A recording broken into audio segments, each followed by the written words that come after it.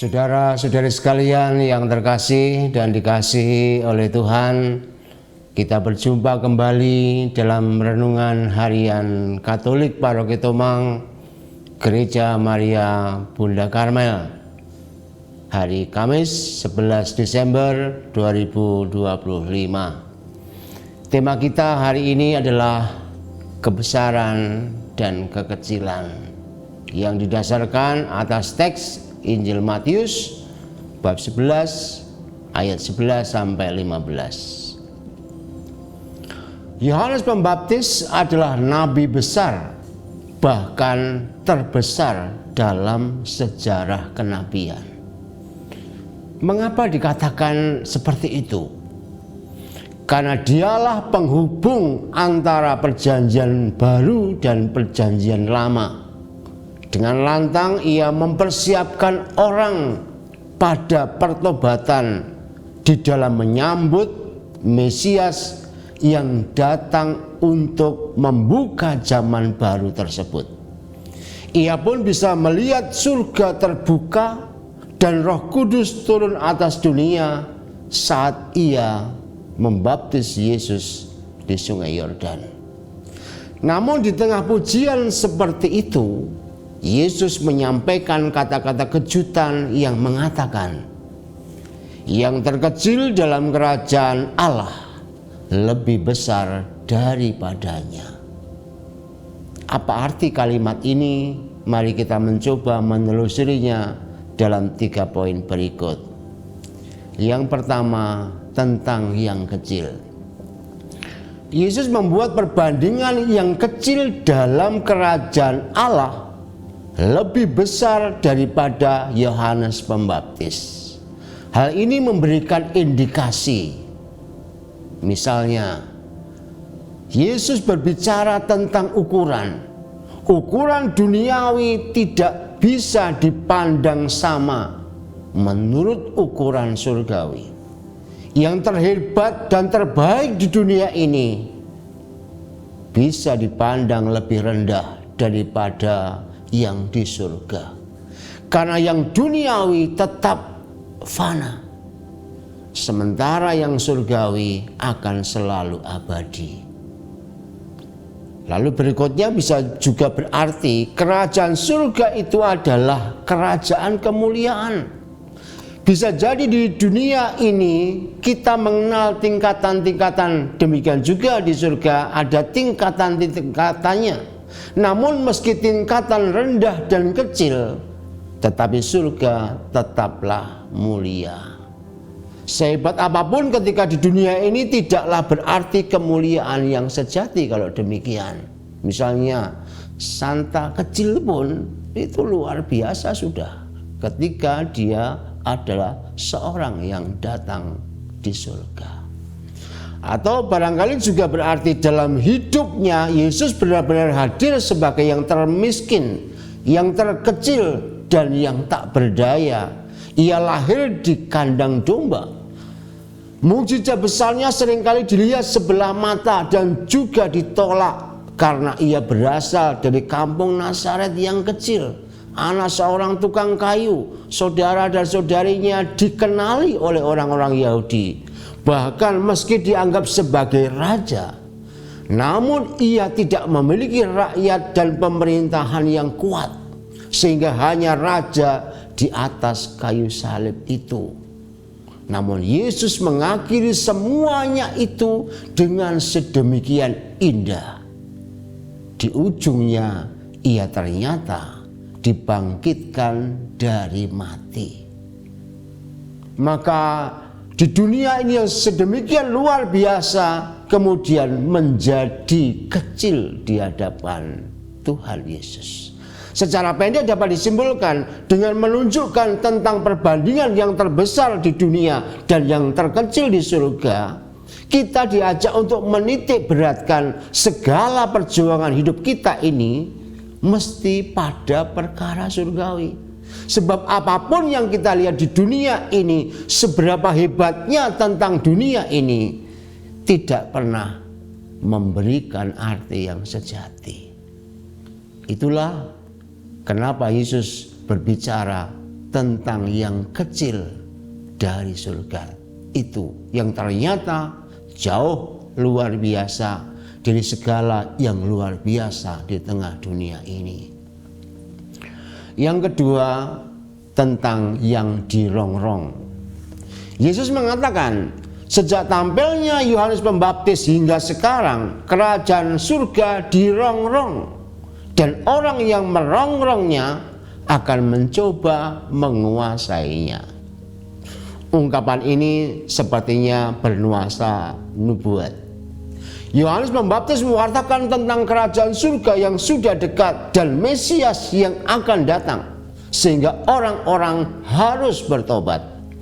Namun Kristus yang diwartakan itu ternyata tidak sesuai dengan harapan banyak orang.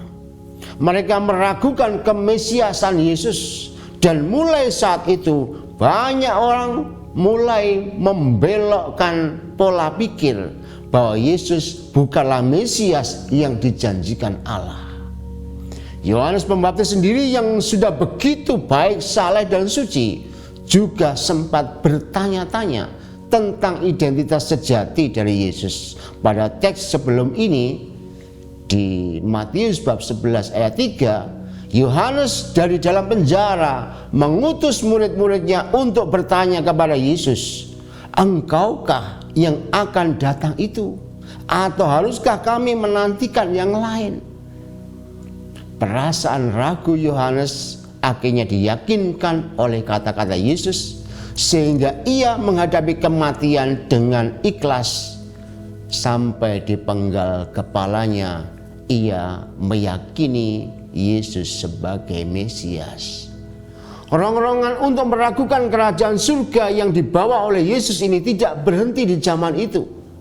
Pada masa kini pun fenomena untuk meragukan itu terus ada. Pada masa kini sering kita jumpai ada ungkapan-ungkapan yang sangat rasional dihamparkan di tengah dunia kita untuk membuat kita meragukan kemesiasan Yesus. Bahkan tidak berhenti di pemikiran, ada pula hambatan dengan tindakan anarkis untuk menghentikan iman akan Yesus. Kalau kita juga mau teliti tentang film-film tertentu, sebenarnya kita diajak untuk tidak mengimani Yesus sebagai Mesias. Ketika kita nggak selektif, kadang-kadang kita ini begitu saja mengikuti alur dari film-film yang ada. Disinilah kita diminta untuk melihat Yesus sebagaimana Yohanes Pembaptis, sehingga tidak terkecoh oleh berbagai rongrongan, oleh berbagai pemikiran lain, dan berani bertahan terhadap intimidasi apapun. Lepas dari itu, kita akan menyia-nyiakan anugerah Allah yang telah diberikan kepada Kristus, yang diberikan kepada kita di dalam diri Kristus itu. Sehingga ketika kita melihat semuanya itu, justru disitulah sebenarnya kita diajak untuk semakin meyakini bahwa Mesias itu sungguh nyata di dalam diri Yesus. Sekarang mari kita masuk ke poin yang ketiga, Yohanes Pembaptis sebagai Elia baru. Yohanes Pembaptis disandingkan dengan Nabi Elia. Dalam nubuat penutup perjanjian lama berbunyi, "Sesungguhnya aku akan mengutus Nabi Elia kepadamu." Itu bisa kita temukan dalam Maleakhi bab 4 ayat 5 sampai 6. Kata-kata ini terwujud nyata sebenarnya pada diri Yohanes Pembaptis. Maka Yesus menyebut Yohanes Pembaptis sebagai Elia perjanjian baru, bukan orang secara pribadi Elia datang, melainkan seorang yang datang dalam roh dan kuasa Elia. Ia seperti Elia di dalam perkataan dan perbuatan yang menantang bangsa Israel untuk meninggalkan kejahatan dan kembali kepada Tuhan dalam konteks menyambut Sang Mesias. Hal ini mau mengatakan sebagaimana zaman Elia, orang tidak percaya kepada Allah dan berpaling kepada Nabi Baal. Demikian di zaman Yohanes Pembaptis, kebenaran yang dibawa oleh Yohanes itu tidak akan mudah dimengerti karena mereka mengharapkan kerajaan Mesias yang bersifat sementara dan sesuai dengan keinginan pikiran mereka. Oleh karena itu Yesus mengatakan, jika mau menerima Dia sebagaimana pelayanan Elia, maka akan membuat orang berani berbalik dan mempersiapkan kedatangan Tuhan. Nah, dari sini kemudian kita bisa belajar dari apa yang dikatakan oleh Yohanes dari salib. Kita mencoba mengkaitkan tentang Yohanes sebagai Elia baru itu dalam kaitan dengan Yohanes dari salib. Nah, di sana dikatakan Allah itu maha luhur, mulia dan sempurna. Maka Santo Yohanes dari salib menyebutkan bahwa Allah itu segala dalam huruf besar semua. Jadi segala itu Allah itu. Karenanya tidak ada bandingnya dan tidak bisa dibandingkan dengan apapun karena sudah segala. Namun Allah yang segala ini mengundang manusia untuk mengalami segalanya di dalam Dia. Nah, agar bisa memperoleh itu, satu-satunya jalan adalah meninggalkan segalanya yang bukan Allah. Maka kalau kita tadi merenungkan kata-kata Yesus di bagian terakhir, kita ini akan bisa menerima Yesus sebagai Mesias apabila kita tidak berpola pada pikiran sendiri, tapi justru meninggalkan segala sesuatu yang bukan Allah dan fokus pada iman akan Yesus sendiri. Hanya dengan demikian, maka kita akan menemukan bahwa yang kecil sekalipun, tapi itu berasal dari Allah, akan mendapatkan kebesarannya dan kemuliaannya di dalam Dia. Maka mari kita mencoba merenungkan sabda Tuhan hari ini dengan semangat Injil Matius yang baru kita baca, supaya kita menemukan keindahan hidup di dalam Allah sendiri. Tuhan memberkati kita.